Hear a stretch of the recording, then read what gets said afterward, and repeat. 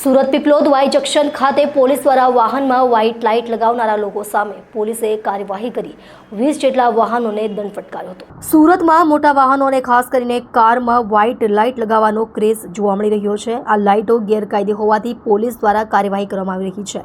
પોલીસે 20 જેટલા વાહન ચાલકોને દંડ ફટકાર્યો છે। સાથે વ્હાઇટ લાઇટથી ઊભા થતા ખતરા અંગે પણ જાણકારી આપવામાં આવી હતી।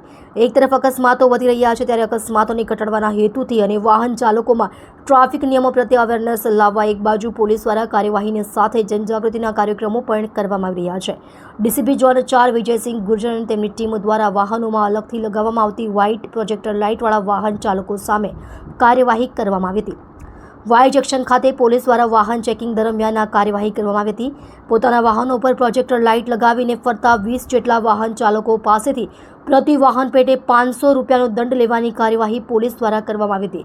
વ્હાઇટ લાઇટને કારણે સામેથી આવતા અન્ય વાહન ચાલકને કંઈ દેખાય નહીં અને તેમની આંખો અંજાઈ જાય તેમજ થોડા સમય સુધી આંખોમાં અંધારું છવાઈ જાય, જેને કારણે એક્સિડન્ટ થવાની સંભાવના અને ખતરો હોય છે।